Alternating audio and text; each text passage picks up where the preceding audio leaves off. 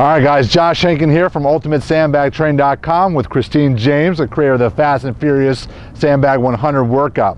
What we're going to do is we're going to finally take you through the advanced series in this workout program. As you can tell, there's a lot of different options in how you can program and advance this. Hopefully you're visiting our blog at UltimateSandbagTraining.com to see some of the programming recommendations we have. Now, the last version, the reason this is advanced, because it's going to challenge your stability the most.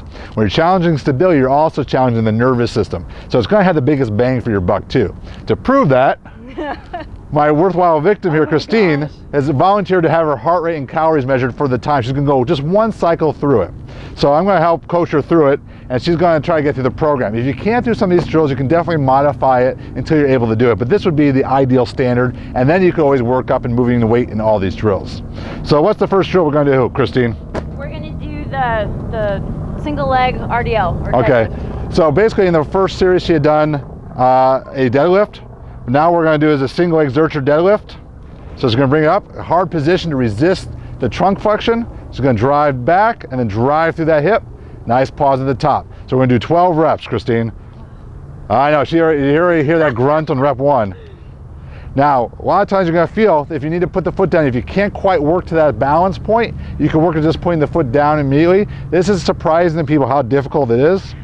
Nice. We're almost halfway there, right? Yeah. I'm quite the motivator. So I'm going to let her count the reps. Now we want to watch out for, you just want to watch out for too much twisting or opening up the hips. It's okay if you start off with that, if you want to progressively get to the point where the more level you can be, the better. Nice. So already, just a balance drill. This isn't even really a metabolic exercise per se. She's already up almost 120 heart rate. When the nervous system, we find that a lot of complexity often breeds a large heart rate. So next drill, my dear. Was the rotational... High pulls, right? Yeah, the rotational. So we took her standard high pull, and now we're going to put a rotational component to it. So now she rotates down, and she's doing a great job of pivoting the foot. The nice thing about the rotational high pulls, outside of just being really multi-planar, is that there's a larger deceleration component at a different angle. So her body's working harder to absorb force, not just produce force. Unfortunately, with dynamic variable resistance tools, people often neglect the eccentric or lowering phase, which is really a shame because there's so much benefit to have with that. Woo! Okay. Nice job, Christine. The clean. Okay, so the standard clean looked like, just to remind everyone, nice. So now we're going to do a rotational lunge clean. Nice. So the hardest part is not really necessarily the weight up, even though that is quite challenging. It's the fact when she comes down, she's pulling the weight by her side. So there's, again, a large deceleration component. The more efficient she becomes, the more she starts to pull that weight back. It really loads the hips, the hamstrings, and the glutes. Nice. She's doing great. Now she's really bumping up that heart rate now, almost to 140. So you're going to see that certain exercises have more of a stability component, others have more of a metabolic component. Look at her go. Now, as you get tired, you're going to see that your stability goes down a little bit. Nice. All right, she's almost at 160 now. Now we have the Zercher squats. So let's show them a couple Zercher squats. So what we're going to do is just take that into Zercher squat hops. Nice. So ideally in Christine's program you're doing 25 of each, but because we're changing one leg or the other leg, or we're adding a rotational component, you could start with half the reps, maybe 12, and build up the repetitions from there. Nice job, Christine. What is it? So 160.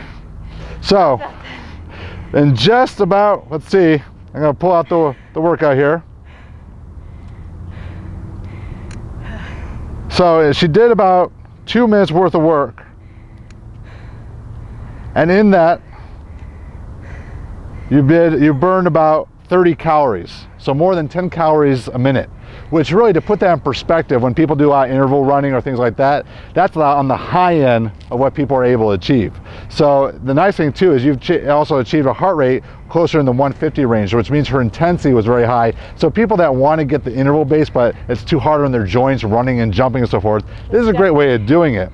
Oh, How yeah, do you feel? Yeah. And not only that, to play off of the endurance component. Now, Christine, your sport background is track and field, cross country running. Cross country. I mean, I felt like I just ran an 800. Yeah, the nice part is if you don't have the environment, if you don't have the track, if you don't have the outdoors, we're fortunate enough to be out here, but still, if you have bad knees, bad backs, this is a great way you can work on those problem areas, but still get that cardiovascular workout that's going to really help you with fat loss.